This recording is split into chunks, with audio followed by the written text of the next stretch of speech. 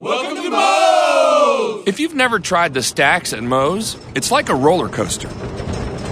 Filled with 2 crispy tortillas, you realize something big is approaching. And that moment hits when all-natural chicken is added along with Moe's famous queso, fresh veggies, and all-natural shredded cheese. At which point, it's all folded and grilled crispy, flipping your world upside down. So hurry into Moe's Southwest Grill today for the stacks and enjoy the ride of a lifetime.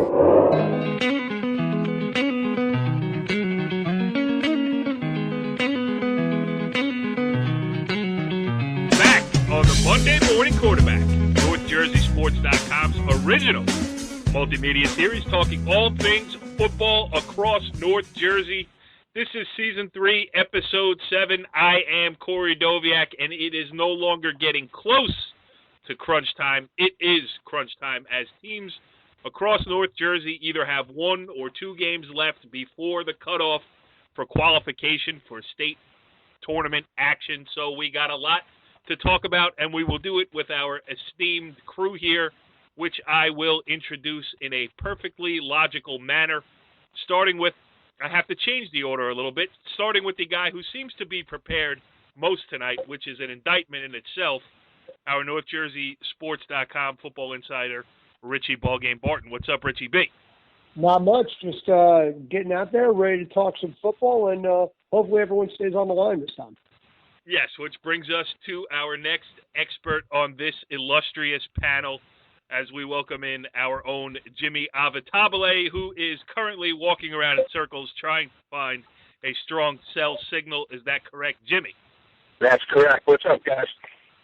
Sounds good. You sound good. So we are off and running here. And then we have one gentleman joining us from on location. Now, this guy is a football guy through and through. I stood on the sidelines with him at the Old Tappan-Pascack Valley game on Friday night. He was taking me through the intricacies of secondary play and everything else. Joining us from a JV soccer game, Brandon Gregory. What's up, Brandon? How are you, Corey, Jimmy, and Rich? I'm actually at Old Tappan High School doing crowd control for the JV soccer tournament. Old Tappan is up 4-0 at half, and trying to just do some extra things to keep myself busy. Now, let me ask you one question. What kind of controlling could a crowd at a JV boys soccer game actually really need? Speak no evil, hear no evil, as they would say. So you got 7 people watching a JV soccer game, and good for you, Brent. Yes, thank you very much, sir. All right, so we got a lot of things on this show to talk about. First of all, let's run down the guest list here because it's a great one. And we owe a thank you to our friend Jimmy over there for getting us our first guest of the evening. He is Seton Hall Prep head coach Vito Campanile. It's going to be interesting to talk to him. Former Westwood coach, 2 straight state titles with the Cardinals, left to go down to Seton Hall Prep and join the non-public parade. A lot of interesting things going on with the Seton Hall program, and we will ask him about all of it. And we will also be joined by Mahwah senior quarterback James Ciliento. The T-Birds are flying. They're 6-0 on the season. They've pitched 3 straight shutouts in their last 3 games. So we will talk to the Mahwah guys about the Mahwah quarterback about that. And then after that, we have interviews from a very interesting NJIC game that Richie Ballgame Barton was at. Hasbrook Heights handed St. Mary's its first loss of the season, and Richie sent in some interviews from there. We'll have sound from the Old Tappan 42-14 win over Pascack Valley, and a bunch of other stuff. A lot of fun stuff going on in football. Jimmy, how about just something that stuck out to you from the past week before we get to our guest? Well, obviously you got to start with Old Tappan. It was just a dominating performance offensively, defensively. Really answered a lot of the questions about how good Old Tappan could be. Absolutely. Brandon, something stick out to you?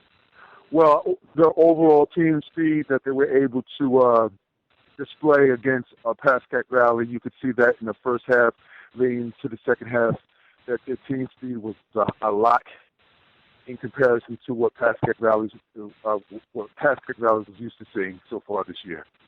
Absolutely. And Richie, something other than the Old Tappan-Pascack Valley game, which we will get into a little bit deeper later on? Yeah, high-scoring games in the NJIC. Beckton beating Saddlebrook with a couple of seconds left, 35-34. Glen Rock beat Lyndhurst 42-35. The Hasbrook Heights St. Mary's game, as you just mentioned. And Garfield bouncing back after the loss to Lyndhurst with a 50-43 win over Waldwick Midland Park. Yes, lots. You know, the NJIC is a little bit like the Group of Five in college football, you know, trying to gain some attention and doing it by putting up 1 million points now. That is a good observation, Richie B. We got a lot more good observations coming your way, starting with our first guest of the evening, and I'm excited about having this guy on because we had Nunzio Campanile, the brother, the Bergen Catholic head coach, early in the season, and it's going to be interesting because Vito's program down there at Seton Hall Prep is in a different place. I mean, things are just getting started down there, so it's definitely going to be interesting to see what he has to say about it. Let's bring him on now as he joins us on the Moe's Southwest Grill Hotline. He is Seton Hall Prep head coach Vito Campanile. Coach, thanks for joining us here on the Monday Morning Quarterback. Thanks for having me, Corey. Appreciate it. Well, we appreciate your time. And, you know, I just learned this great tidbit before we came on the air here. I was talking to my esteemed co-host, Jim Avatabile, and he informed me that he taught you everything you know about football. I didn't know that. Yeah, that is a fact. 25 years ago, he did. Yeah. He was a former offensive line coach of my high school football team. That's right. How great is that, Jimmy? 25 years ago, you coached him, and now he, off doing great things on his own. I mean, that's an interesting relationship you two must have. Vito was a great player. He's a great coach, but even more than that, he's a great person. And it's fun to see him have all the success that he does. All right, but break him down as a player here. Just a great player, great quarterback, tough, can throw the ball.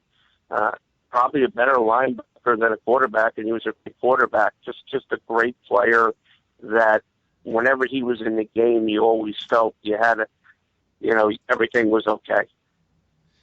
Vito, did you ever walk over and kick Jimmy in the shin for calling the wrong coverage and get you sacked once or twice? No, Campy wasn't letting that happen. It was kind of the coach first mentality over there back in the day. Right, Jimmy, you know what, though? You're close with Vito. Why don't you start this conversation? Yeah, Coach, with the big talk of the public and parochial situation now, obviously that's a big story. You've had the ability to coach at a big public school in Bergen, and you moved down and you had great success at a smaller school in Westwood. Yep. Now you've moved up to Seton Hall Prep and obviously in the non-public Group 4 level. What is the difference being a coach at all three levels? That's a good question, Jimmy. There's a lot. Well, there's some similarities. I think the main similarity, I think any coach would tell you, they're still high school kids. They're still people, and first and foremost, it's about those relationships that you're going to build. And leaving Westwood was probably the hardest thing I've ever had to do as a coach. Today, I had to go and talk to the kids, and it was emotional roller coaster for me because it was a great opportunity to get here, but at the same time I was leaving behind some relationships with kids. In all honesty, kids like Liam Karlstrom and Ryan Law and Mike Saunders, I've known those kids since they're 9 years old, so you kind of grow up part of the community, and those guys, I've tried to make it a big part of our program to keep the younger kids involved, obviously because you have to in Bergen County.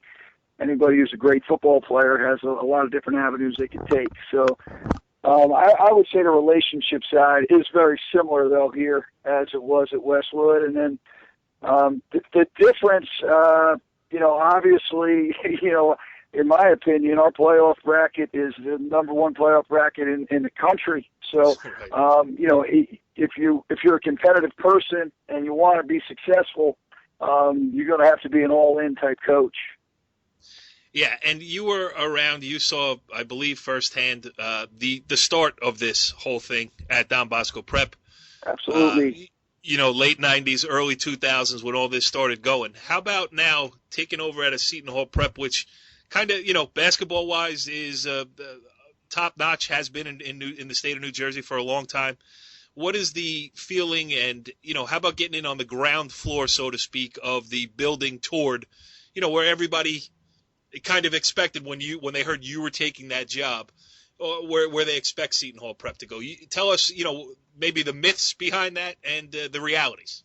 Sure. Yeah, absolutely. I mean, my core, the statements I made when I first took the job was I took the job because I thought it was an opportunity to become the best football program in New Jersey, and I don't back off of that for 1 second. Now, obviously, we had a heartbreaking loss yesterday. We lost by less than a foot, and we lost to St. Peter's earlier in the year, so we got a long road to hoe. But at the same time, I think that, I took this job with all intentions of trying to compete with those guys. Now, with that said, it's not like you're going to wave a wand and that's going to happen. We're talking about those guys are going to be pretty darn good for a long time too, Yeah. And right now we just have to get on board to be competitive. And the way we're going to do it is going to take some time in the process. And, not to take a shot, but we're not looking to become an AAU basketball team. We're not going to be a fly-by-night organization. We're not going to go get 25 players off other high school teams' rosters and develop into a monster overnight. We're going to do it the right way. We're going to build from within the area, and we're going to try and attract the best kids we possibly can to our school because our school has a lot to offer. It really does. I mean, I believe in the mission of Seton Hall Prep, and, I think it's trying to create excellence within the kids' own ability, and that's certainly what we're going to try and do. But, it's not just about being a football player if you're going to come by us. It's about, being a holistic student and doing everything that is expected of every kid in the building. I don't know how you answer it any better than that. Go ahead, Brandon. Yeah, with that being said, obviously with the city of Newark, Irvington, the Newark area actually right down the road, are y'all going to try to attract the students from the inner city area to potentially come up to Seton Hall Prep? Because obviously there's great talent in that area, and that will be a good catch for the school. And what kind of students would they have to be to qualify at Seton Hall Prep, Vito? That's a great question, man. I mean, well, here's the thing. I mean, we have guys from 107 different towns in New Jersey in our school, and we have 970 kids. So, we're right on the train line, so a lot of kids do take the train to school. I mean, Tyree Chapman, one of our best players right now, is a Newark guy, and, he's going to be a college football player, and, he's got a chance to be even an SCAC kid. We're some of the best academic schools in the country. But, to get into our school, it's not easy, and it's a competitive environment. So, and that's really not going to change just because you're a good football player. There's a standard there that's really not going to waver. But I'm not expecting it to waver, guys. To be honest with you, I wanted to. Every kid there is a kid that, you as a dad, you'd say, hey, I want my kid to go to school with kids like this. It's a great place. It's a diverse place. It's a place that attracts people from all different backgrounds, all different areas. And I think it's a special, special place. If you go there and get to know the spirit of our place, I think it's a fantastic place. Yeah, well, I've known Goldie for a long time down there, and he certainly represents that special kind of place. I love that guy. What a good dude. No question. He is a great one. Yep. Go ahead, Jimmy. Yeah, Coach. Yesterday, you talked about earlier, you had a very tough game, tough loss, heartbreaking loss to Montclair. And before the game, obviously, I had a chance to talk to some of your parents. And they kept saying the same thing, and you said it in your interview, that you're trying to change the football culture. If you could explain to the listeners what you mean by changing the culture. Well, our expectation, I just think that, we want to just be competitive, and I think that, I've been blessed to take over a great situation. It's not that we've had a losing culture. We've been very successful for a long time. It's just my expectation is to really get to the top and compete with the best programs in the state. Montclair, obviously, being three-time state champ, they've kind of been the class of Essex County for the last decade or last half a decade.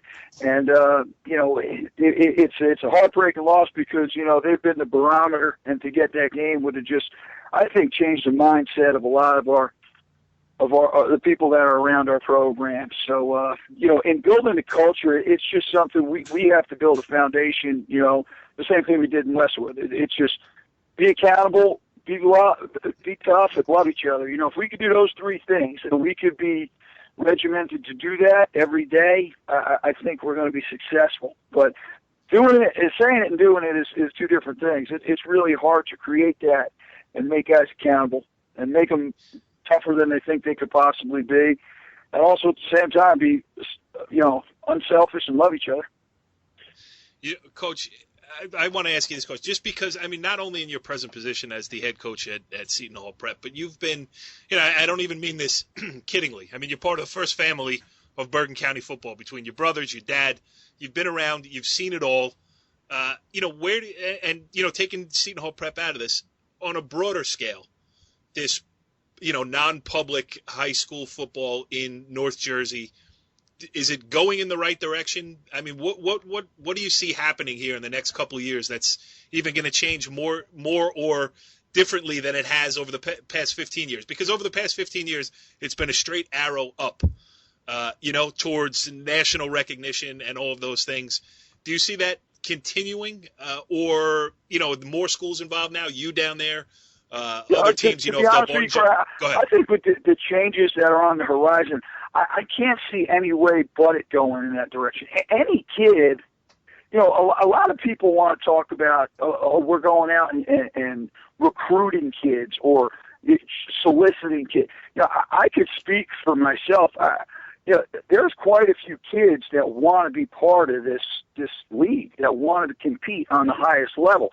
It's not too hard to bump into a kid or have a kid or a dad more or less reach out to the school about his kid's opportunity to play in that league. And I'm sure Augie and Nuns and Coach Stoll have all the same, they have the same thing going on there. So yeah, if you're a competitive kid and you think you're one of the best players in New Jersey, why wouldn't you want to play at that level? So I think, the separation, I understand it, but I don't think the separation is going to level the playing field. I think it's going to, exactly like you said, it's going to keep going in a different stratosphere as far as the difference in the programs. Now, it doesn't take a genius to figure out from an athletic ability standpoint, we're not with those guys on a year-in, year-out basis right now.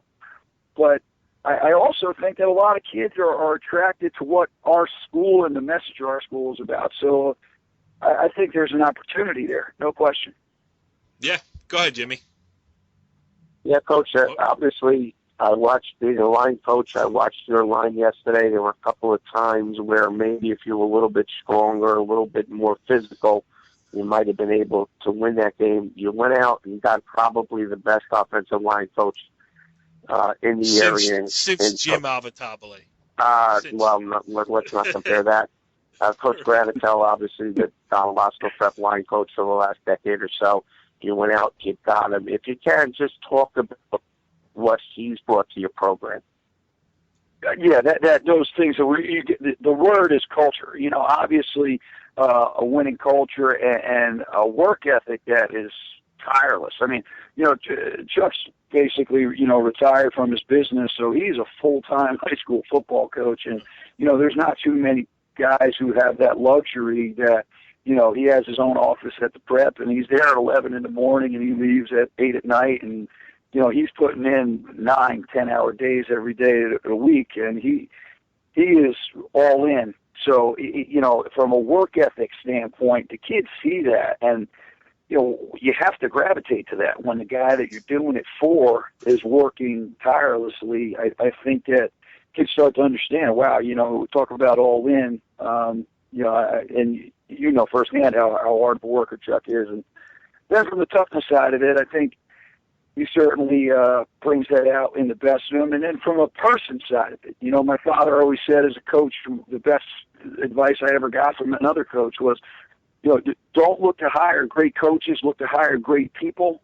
And I without question, Chuck is a phenomenal person. So I think you have to have the character side of it, and you have to have, the life values that you're going to add to the guys. And he's phenomenal at that. He's as good as they get. I'll tell you, we should change the name of this show to the Monday Morning Campaniles, because I could listen to this. We're still, we had Nunzio on earlier in the season, and he gave us the line, every week it's best on best, and we've been using it ever since. But I think you might be. I'm just offended you had him on before me, Corey. I don't know. I know, that's true. I do feel bad about it, but I can only blame that on my co-hosts. They're the guys who bring the guests, so you can talk to your old offensive line. Brandon, you got one more? Yeah, I have one more question for you, Vito. I know it's only 5 games into your coaching career up at Seton Hall Prep, but are there any differences that you've noticed in this short period of time? And I know this is not a huge sample that you can give me probably a really prolific answer to, but the difference between Bergen County football and Essex County football, Vito. And Coach, also in your response, please comment on the fact that Brandon used the word prolific. Okay, continue. Well, I can tell you Elijah Robinson of Montclair is a prolific athlete. I can tell you no that. Doubt. But no doubt about it. Is there, I think that I'll say this. I don't think what most people call the Big Five would be as great of a Big Five without the Essex County athletes, if that's fair to say. I think if you look at those rosters, I think that you'll find some of those kids have grown up in Essex County, and they've kind of gotten their football roots playing in some Essex County junior football programs. So I think that the athletes in the area are second to none, and I really do believe that, kids are looking at the energy that's coming out of our school, and I think it's something that they're going to be excited about. I do. And I do think that would be the one thing. And seeing teams like East Orange and Bloomfield and Montclair and a couple of Newark teams that I've watched, I mean, we really have some great athletes. And then obviously West Essex and Verona, the traditions of those programs are second to none. So, I think it's the small sample that I have, Brandon. It's great football. That noise that you heard while Coach Campanile was giving his retort there was the sound of a wall being built around Essex County, I believe. Not letting anybody get out. Jimmy, did we cover – I think that's what you were trying to say, although you said it much more eloquently than that. Jimmy, did we cover all the bases or what? Am I missing something? Just one more question. I know, obviously, Vito, you're super busy at Seton Hall, and you're devoting more of your time there. Have you been able to follow Westwood at all? Obviously, you mentioned it was the toughest decision of your life to leave there. Have you been able to take a look at they're doing it all? Oh, absolutely. I mean, those guys are like an extension of my family. Dennis and Bobby Guy and Danny Vivino, our athletic director. I mean, all those guys. I talk to them on a regular basis. I am crazy busy, but once a week, a lot more through text than open-ended conversations on the phone, just because we're all so busy at this time of the year. We'll certainly meet up when we can, and hopefully we both get a victory. We can get out after a game or two. But there's open dialogue on a weekly basis. We're on the phone, but. As far as X's and O's side of it, not so much. And I have some great relationships with parents and people in the community that I've kept in touch with. And I think, guys, to be honest with you, it's one of those things that it'll always be a huge part of my life. I couldn't hope for nothing but the best for those people. And I know that they have a great freshman group and a great sophomore group. So I think the future of the program is it's one, it's in great hands, great people, and two, I think they're going to be a phenomenal program for a long time to come. Got to remember, they've been 8 state championships in the last 18 years, so, Westwood's bigger than me, it's bigger than Billy Straub, it's bigger than anybody who's been a coach there. It's a community thing. Definitely bigger than Joe Gambardella. I remember him. You said that, not me, buddy. And I meant it. Just being a small school guy, when you bring that up, I mean, those, when you capture the community as you did, and as you mentioned the guys before you did, when you capture the community, it's a special feeling, because it's a march down Main Street in small town USA, and that to me is the essence of high school. We got to ride on the float with Santa Claus after we won the state championship. Yeah, that's something like, my son and my daughter will never forget, being Right. 8 and 10 years old and being, up there with Stevie Baez and Noam Borges and Brian Gallery. I mean, it's a phenomenal environment. It's a great place, And I became a coach because of the guys that coached me, guys like Jimmy, guys like my dad, guys like Richie Graff. And one thing I'll never forget, Corey, just so you know it, the day we won our first state championship there, every one of my high school coaches that coached me was either at the game or on the phone with me within an hour of that game. So that's something that I'll forever hold dear to me. Those guys had such an amazing effect on my life, and I hope that those kids there that I coached have the same feeling 20 years from now. I got the chills, so I think that's a good place to leave this conversation. Vito Campanile, the head coach of the Seton Hall Prep. What are you down there? The Pirates? Who, the Pirates? Yes. All right. The Seton Hall Prep Pirates, forgive me. I am cloistered in my Bergen, Passaic, Hudson County bubble, so I will learn your nickname for next time we have you on the show. Listen, I can't thank you enough for doing this. I know how busy you are, and thank you. No, I appreciate you guys do a great show. I love listening to you. All right. We will talk to you soon. And we will, because Jimmy has your number. Take care, guys. Thank you. Thanks, Coach. That was a good time with Seton Hall Prep head coach Vito Campanile, but the good times roll on here on Monday Morning Quarterback. We ain't taking a breather. We're going to move on and bring in our player guest now on this week's episode. He joins us on the Moe's Southwest Grill hotline. He is Mahwah senior quarterback James Ciliento. James, thanks for joining us here on the Monday Morning Quarterback. No problem. Thank you for having me. Well, it is our pleasure talking to a guy, the quarterback of a 6-0 Mahwah Thunderbird team, and 3 straight shutouts, even a more impressive stat. I mean, we're going to talk to you about the offensive side of the ball, but the defense seems to be getting it done, too, and making your life a little bit easier back there. Yes, sir. Yes, they are. How much of a, security blanket knowing that, if the offense makes a mistake, and you guys have been great all year, I'm not saying that you've made too many, but just to know that, hey, well, let's try this, and if it doesn't work out, our defense will come get us the ball back. It's very comforting. I mean, we've been playing really well on defense. Coach Diaz has been working really hard on and off the field with both film and just design plays, and he's just telling us where we have to be, and if we do our job, we have been pretty successful when we do our job this season. Yeah, absolutely. Jimmy, go ahead. You're a big Mahwah Thunderbird football supporter. Absolutely, James. As a sophomore, I saw we were at your Westwood game.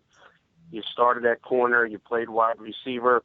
Going into last year, first game of the year, I believe it was against Fort Lee. Your quarterback goes down, breaks his hand, and all of a sudden you're thrown into the quarterback role. Have you ever played quarterback before that? And just an outstanding job last year leading your team to the state semifinals. Thank you. No, I haven't really played quarterback. I would play some Wildcat in 8th grade. I tried it out a little bit, not too much. Last year, I would always mess around with the coaches, and in practice we'd make some throws, just joking around. But then that happened with Ryan, and I mean, it wasn't what I was thinking at all, just because I was more focused on Ryan. I mean, he was an awesome athlete, both baseball, football as well. And we knew he was a really important tool for our offense last year. So basically, we kind of just got through the rest of that game with our backup quarterback, Ronnie Ritchie, and then the next day at practice, basically the coach just said, take a football home, start throwing it.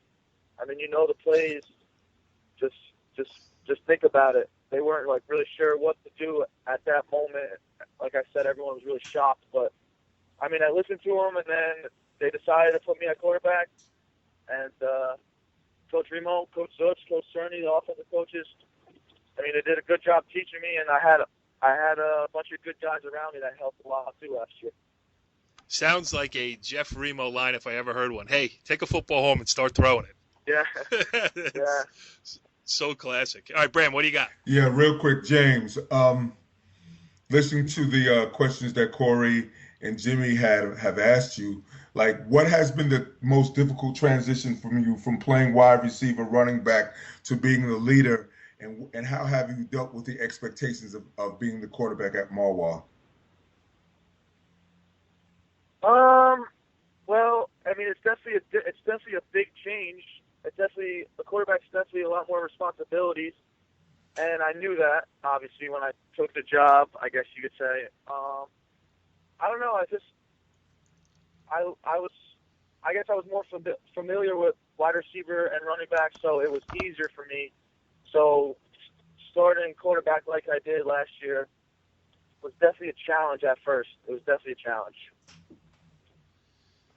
Are you enjoying it? Have you, are the nerves gone now when you get out there? I mean, you guys are 6-0 to start the season, a definite, player in North 1 Group 2, obviously. Have you settled into the role? I think I actually have started settling. I mean, I think I'm always going to be nervous just because I guess that's the type of player I am. But yep. I can tell I definitely improved from last year, which is very important, and I just have to keep improving. But with last year under my belt, and then I had all training camp this summer, definitely made me a lot more comfortable. And like I said, the coaches we have awesome coaches, and they really help a lot too. Every question I have, I mean, they critique me on a lot of stuff, which I like personally, and they really help me a lot. Go ahead, Jimmy. Yeah, James. Oh. I think we lost you there, Jimmy. So I will ask another question here until we get Jimmy back. North 1 Group 2 now. I mean, listen, you guys have been close a couple of times. As was mentioned earlier, the good run last season that ended up short of the goal where you want it to be. Do you feel a little bit pressure to get this state sectional title this year? I mean, I'm looking at the PowerPoints in front of me right now. You guys are in the 2 spot behind Glen Rock, which would mean home games up until MetLife or whatever they decide to play the North 1 Group 2 final. Talk about the run toward, without trying to get too far ahead of yourself. But MetLife has to be the ultimate goal, right? Yes, MetLife is the goal. I mean, we have actually the rest of our season are all challenging games, and we know that. Right now, we're just trying to take one game at a time. But like you said, the big goal is MetLife. So, I mean, we keep that as a motivation, and we just try to stay focused at all times and just work hard. So, like you said, the PowerPoints is important. That helps a lot with the home field advantage. We definitely like to be wearing black in the playoffs. Yeah. So, yeah, that's what we want. That's where we want to be right now. And if we keep working and doing our jobs and doing what we're supposed to be, we should be where we want to be, hopefully. Yeah. All right, Jimmy, let's try you again. All right. Brandon, what do you got? Real quick, James, obviously yes. with the three consecutive shutouts, and obviously with this past weekend with the 49-0 win over Cliffside Park, do you feel like the defense can play better than what they have already? And are you prepared for your next upcoming opponent? And as far as what you think they're going to bring to the table, because obviously on the defensive side of the ball, you all have done a great job in overall in the team aspect of things. I definitely think. I mean, we can always get better, without a doubt, both offensively and defensively. And I know Coach Diaz believes that. And we definitely have to have a good week of practice this week. And I mean, these practices, we don't have that many. It's hard to get prepared for such hard teams like Passaic Hills and Riverdale and Richfield Park, because they do run complex offenses that are not very common, I guess you can say. And I mean, it's important to have a good mental practice more on Sunday with the film, and then just listening to Coach Diaz, like I said, because he coaches up real well, tells us what our responsibilities are for each week and what we have to do. And it is definitely a little helpful that Passaic Hills and Riverdale run the similar offenses, so hopefully we don't have to do too much changes in the preparation for both teams. Yeah, and a tough part of your schedule coming up, as you mentioned, Passaic Hills, then Riverdale, and then you finish at home against Ridgefield Park. So, yes. Listen, in a football game, anybody can win. But you guys would have been the obvious favorites in the last 3 that you played. So how about just trying to, knock the rust off? Because I'm sure you haven't played the fourth quarter of the last couple, getting ready for probably what's going to be 3-4 quarter games at least, if not real tough tests. Absolutely. I mean, I think it's safe to say that these last 3 games may be the hardest games for our schedule, which is it's good for us. We know. Yeah, going into the state playoffs. Yeah, exactly, sure. Yep. We're going to know what we're going to have to deal with in the state playoffs. I mean, and we have to get ready to play 4 quarters. I mean, that's what we're going to have to do if we want to win the state championship and win in the playoffs. Yeah, that's good preparation. Seems like you're – listen, 6-0, hard to do better than that. Mahwah Thunderbirds outscoring their opponents 264-33 on the year. So really an impressive start to the season, both for the team and for you. So we wish you the best of luck. I mean, we kept you on here going on 15 minutes now. I was going to ask you about playing for Coach Remo in baseball and all the other things that you have going on. You've been a consistent athlete over there at Mahwah and really a good small school example of a kid who plays multiple sports and, just goes out and seems like you play for the fun of it. But we will leave all that stuff for later on in the season because we're going to continue to follow the Thunderbirds. And best of luck with what you got coming up. And I hope I am freezing at MetLife Stadium watching the Thunderbirds play a game. How about that? Me too. Thank you. Thank you for having me. Well, interesting stuff there. First, obviously, with Seton Hall Prep head coach Vito Campanile, and then our player interview with Mahwah James Ciliento. Good things going on in both programs, really. Seton Hall Prep getting things started. Mahwah hoping to finish things off later on this season at MetLife Stadium. But now, let's turn our attention to the rest of North Jersey, and it was a game that Brandon was at, wearing a bright yellow shirt. I got pictures of it. Jimmy was at. Really, all of everybody who covers high school sports, not only in North Jersey, but really around the state, was there on Friday night in Hillsdale. Parking was a ridiculous nightmare. I got my workout in just by getting from my parking spot to the field. And really, the pregame excitement did not really carry over onto the field. Jimmy, first of all, let's go into a little bit of Old Tappan.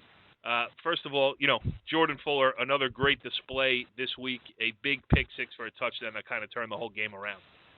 There's no question. When you talk about Mr. Fuller, you talk about the best player on a public school in Bergen County by far, and the best player in that bracket, Old Tappan's bracket.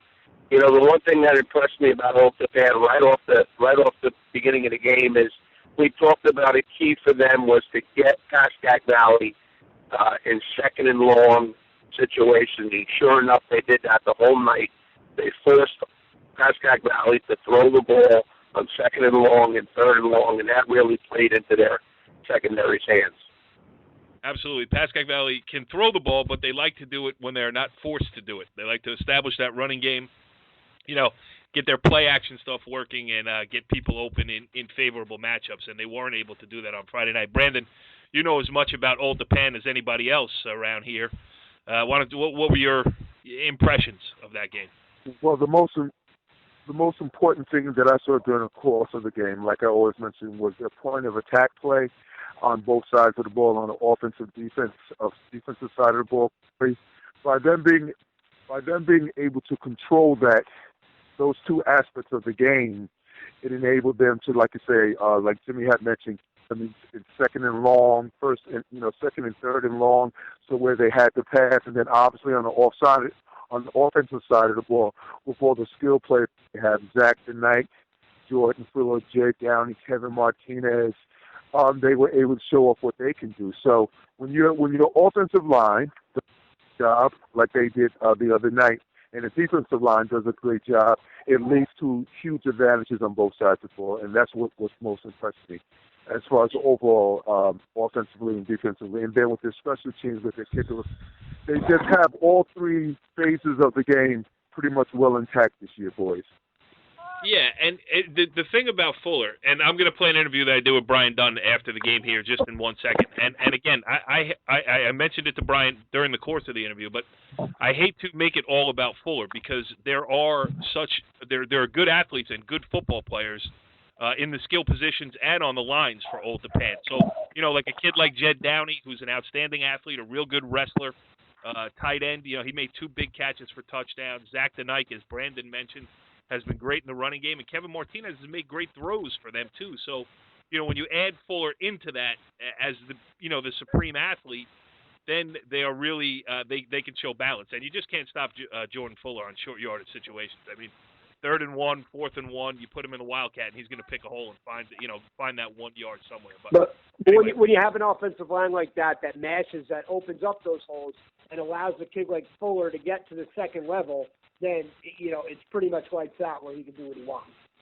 Absolutely, and it was a throwback game really, because it was 2 public school teams with big reputations. I mean, packed stands on both sides, people ringing the field. Had a great high school football feel to it, and Brian Dunn even made mention of that in the post-game interview, and here's that. Game itself doesn't count a whole lot in standings for anything. I mean, PowerPoints, I guess. I don't know where that'll work out. It's hard to figure, but it's a neighborhood game, and basically just bragging rights for a year, and then we got to suit up and play them again next year. So that's what it is. Just talk about, I mean, I every time I talk to you about it, I never want to make it all about sports. You get so many kids to say, well, but he does so many things for you, and the touchdown return was the back. The pick, pick 6, great run. We got great blocks and sealed the whole side of it. Had a wall just leading them in. So, I mean, that was a big time play, and undercut the route and did a great job. I mean, listen, we're lucky to have him, and we're lucky to coach him. We don't get many kids like that. So, do you, a lot of the talk was that you haven't played 4 quarters, you haven't had to. They have, and your kids, conditioning, everything else. I mean, you got to pedal down.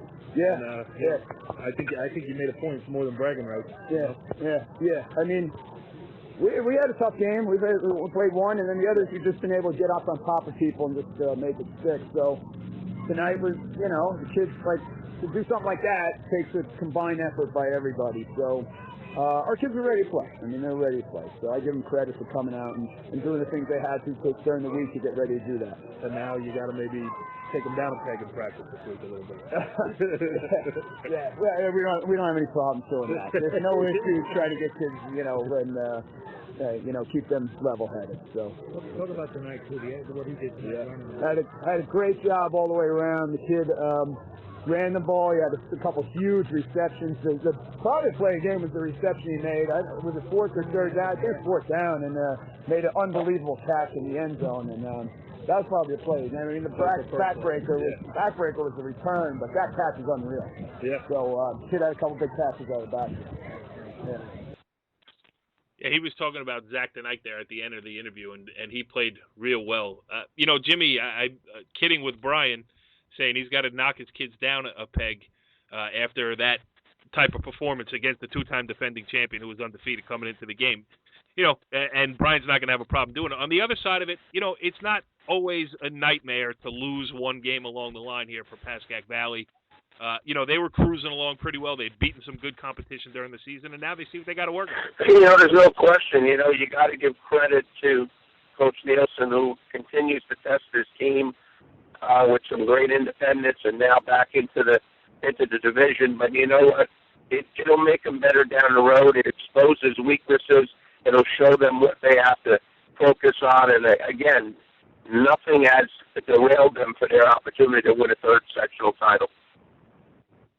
Absolutely. Brandon, any inside information emanating from the school building at Northern Valley Regional Old No, none at all. But the last thing I have to say in reference to the game was that, like I had mentioned, the boys on the line, which they never get enough credit at any school that plays, but the Pickett's brothers, John and Steven, and the other starting 3 on the offensive line, Mike Mancuso, Chris Eichler, and Brandon Policastro, they did a great job the other night. So, they deserve a lot of credit.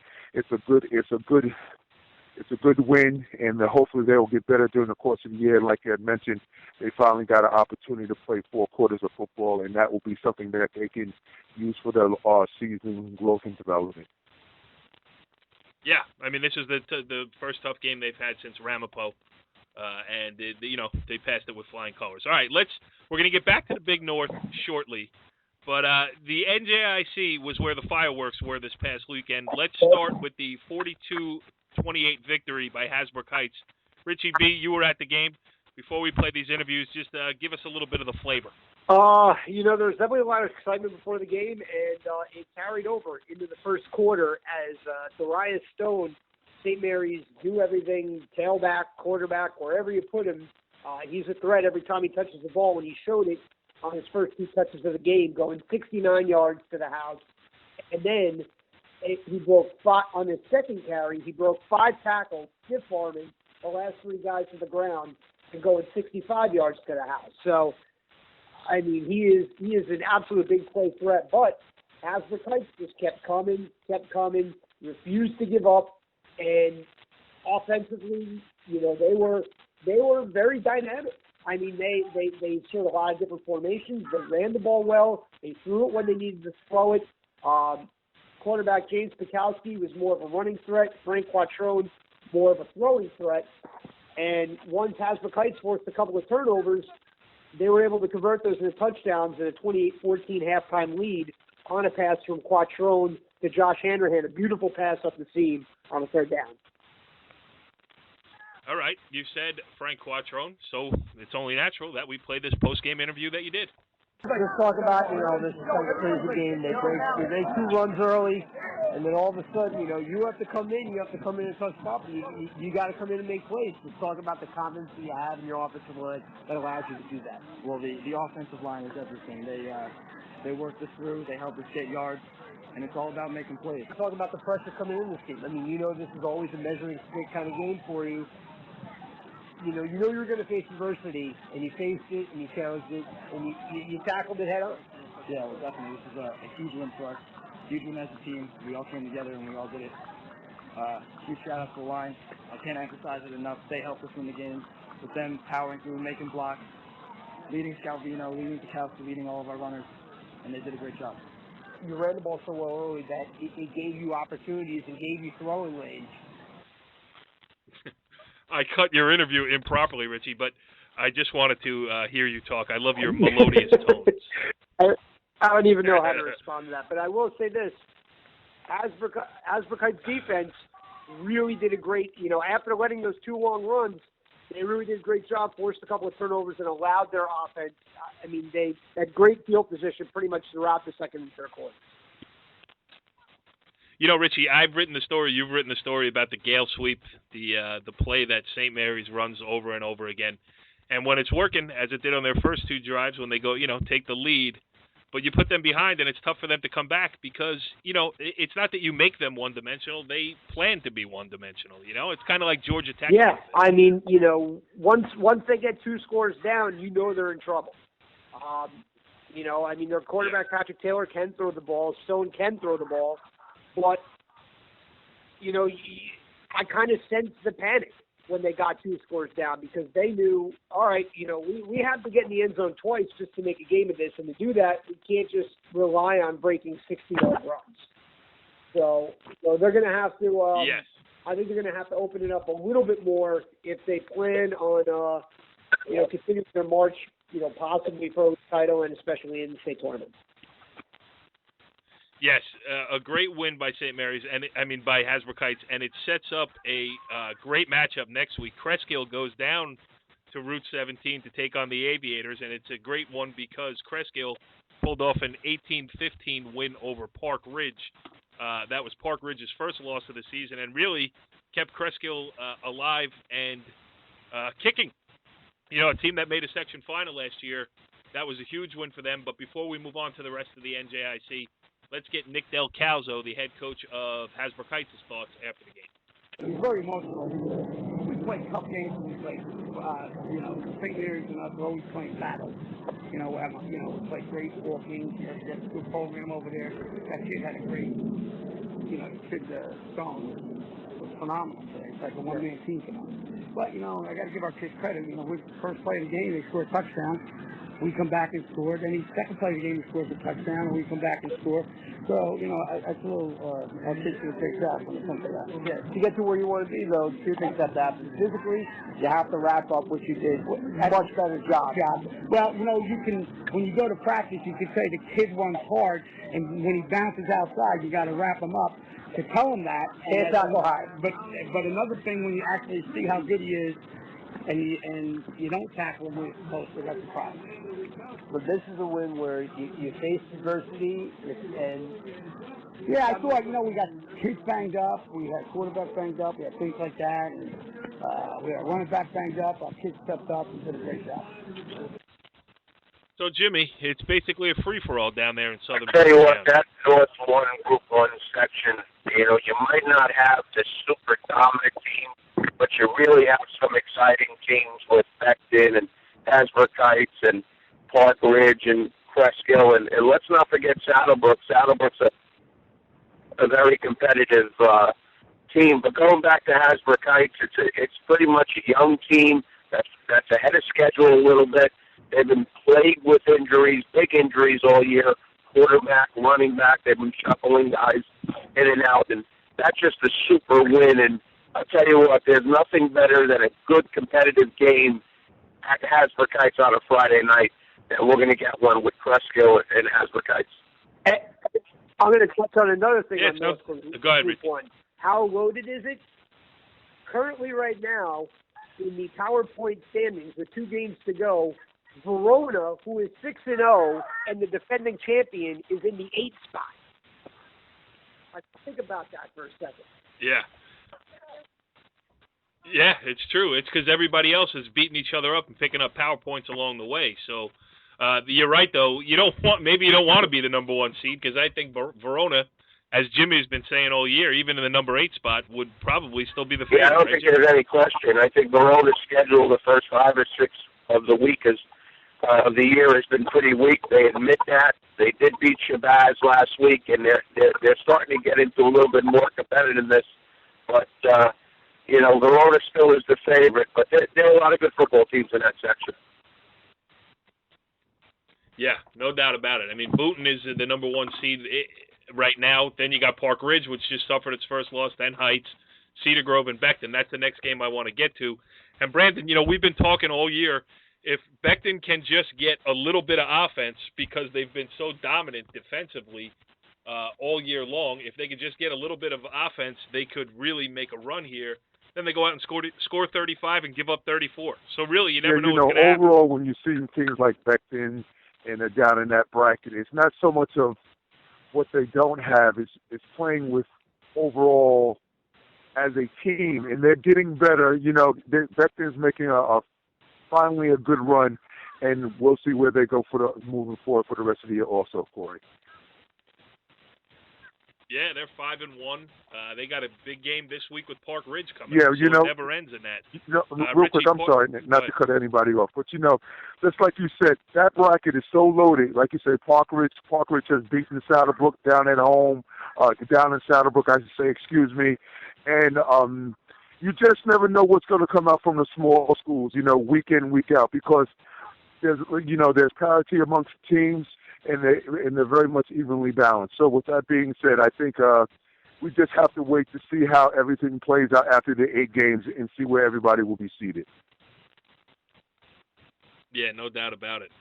My Pal Park Tiger Lions took one on the chin this week, 40-0 against your favorite team, Brandon, Pompton Lakes. That's all we'll say about that one. But a couple other games in the NJIC. Richie, Garfield 50, Waldwick 43. And as we've talked about, we've had some Waldwick people on this show last couple weeks. They're a little bit banged up. Garfield was coming off a surprising loss to Lyndhurst, and 50-43. I don't know. Yeah, I can't say I saw that coming either. Not necessarily that Garfield won, but how they won. Opened up a big lead. We're up, 24 points late in the fourth quarter. Waldwick came, all the way back, but just, kind of ran out of time. Yeah, they're both real interesting teams, and while very talented, I'm not sure what to make of either of them at this point. Right. Yeah. I mean, it's a little bit of a roller coaster ride. Even in some of Garfield's wins have been closer than some people may have thought. But the consolation prize is they are 5-1 after 6 games, so they're playing pretty well. Glen Rock 42, Lyndhurst 35. Jimmy, Lyndhurst making a late push here. I mean, beating Garfield last week and playing Glen Rock. Lyndhurst is one of those teams that has a great tradition in football that's been down the last couple of years. And I'll tell you what, they're throwing the ball all over the place down there. Their quarterback has been outstanding. And you know what? I always talk with understanding about at that level, the smaller Group 1 and Group 2 levels, when you're able to throw the ball, you certainly have an advantage. And Lyndhurst is one of those teams. Yeah. Throw the ball is one advantage, and a kicking game. I mean, I haven't seen enough of these teams to, say who has one and who doesn't. But that, that's a big weapon in Group 1 football because it doesn't come around that often. The other game I want to mention from the NJIC, and just do it quickly because it's Brandon's other favorite team, the Rutherford Bulldogs are now 6-0 after a 47-0 win over Elwood Yeah, they're Park. playing very well, besides Kevin Kowski, their quarterback, Rich Birch, I think that's how he says his name, has, well, it's close I enough. bet that's not how he says his That's name, how but I that's say how it, so you it's say close it. enough. So he's coming along. Rutherford is a team that has grown throughout the past couple of years, and we're going to see where they go. Obviously, them being 6-0, they have a chance of making the playoffs, and we'll see. I'm going to try my hardest to catch one of their games before the 8th game to see where they're at overall and see how physical I think they really are coming from last year to this year. I think for you to go see their games, the entire listening audience is going to have to root against the Old Japan JV soccer team. Yes, if they get knocked out of the tournament, yes. you should be So safe if I to go come on watch down football. and I get hit over the head, you know why. All right, let's touch on a few here across the Big North. Paramus Catholic season seems to have been righted a little bit here. They had the huge win over Bosco last week, and then they got back to business and pasted Friendship Academy 55-22 to get back to 3-3 on the season. And Jimmy, as we've been saying all year long, nothing will be decided in the the non-parochial bracket until the final game at MetLife. Until one of those teams is officially eliminated. Yeah, you're right. This is the most wide open the bracket has been in. I mean, obviously Bosco and Peters for the longest time, and then Paramus Catholic and Peters last year. I think we kind of figured who the favorites would be. This year, I think it's a 4-horse race with St. Joe's, Paramus Catholic, Don Bosco, and Bergen Catholic. If they can hold on and possibly get Jared Garantano back, obviously they become a player. We talked about parity in this division, and I think the team that could put that 3-game stretch together where they don't turn the football over, they don't make costly mistakes, i.e. penalties and such, and most importantly, could stay healthy, is going to come out with the championship.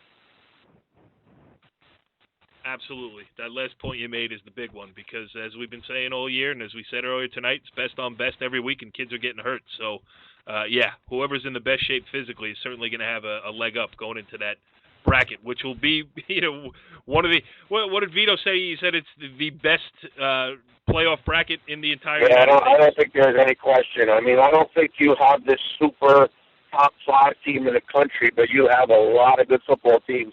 I mean, St. Augustine, obviously we don't talk about down in South Jersey, is 6-0 and they're beating people up. So it's a very, very competitive bracket, and I would not know who to pick right now.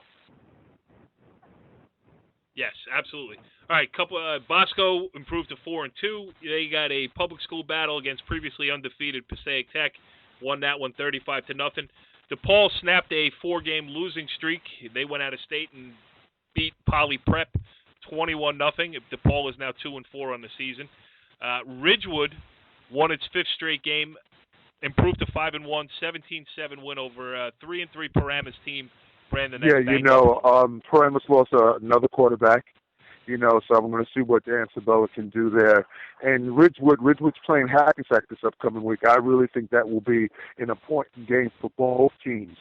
So, I'm looking to see how that plays itself out, Chuck Johnson's team along with Benji's team, because, we have question marks about Ridgewood and Hackensack as far as their caliber of play that they have shown during the course of the year. So that's an important game to get both teams ready for the playoffs. Absolutely. And the last one I want to touch on, unless somebody can think of something that I missed, Richie B, surprising, Ramsey, 28, Richfield Park 20. Ramsey improves to 4-2. Richfield Park falls to 5-2. That one it's a head scratcher a little bit. Although Ramsey making They a good really run. are. Ramsey looks like they're putting it together. Richfield Park is in the same vein of the Walwick Garfield teams I was talking about, where I don't know what to make of them. I mean, Richfield Park, again, they could really run the ball. I talked about the two-headed monster of Caperso and Carlos back there, but I mean, this is going to be a tough loss, and it might be a costly one come state playoff time. Yes, absolutely. All right. Hunter Is there anything Catholic, I missed? 6 straight shutouts. Begging Richie Barton to get the coach on. Begging Richie Ballgame. And they do well there, and now they'll be going into Lincoln undefeated. So hopefully, I'd like to get both of those guys on for next week. Yeah, that would be great. All right, well, Brandon, I just have one more thing in ahead. reference to the non-public A bracket. I've mentioned it on a show before in reference to the coaches. We haven't really talked about this. Jimmy hasn't really talked about this that much. But this, with Nunzio Campanile, Augie Hoffman, and John Westerville, like I've mentioned before, this is a time of year where I want to see which one of these coaches is really going to coach their team up, because they've been part of state championship teams, but now they're the leader of their program. And that's really, I still say, some of the more interesting things that are happening as far as the non-public aid is concerned. And that's what I want to see. I want to see which one of those coaches, of the young coaches, is able to make a difference as far as where their team is going to go, especially with Burton Catholic not sure if they're going to get Garantano back, and everything else that's going along with the two other schools. Augie's trying to make a name for himself.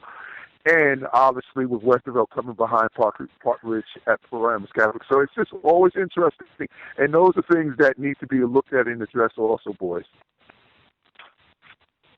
Absolutely. It's the chess game that the coaches are playing as well as the athletes on the field. So, that is going to be an interesting aspect, too. Not that we're going to talk about it and pick apart play-by-play, but we can get a good overview on it going forward here. All right, Brandon, last thing I want to ask you tonight, what's the score of the Old Japan JV soccer game? Old Japan over Rutherford with 18 minutes and 53 seconds to go. But that's not the official time. If you do know anything about soccer, Corey, which I do, it's kept on the field.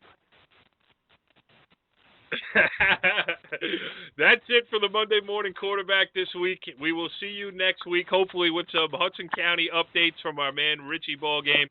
And it sounds like at least part of this crew, if not all of it, will be in Hasbrouck Heights on Friday night. We'll catch you next week.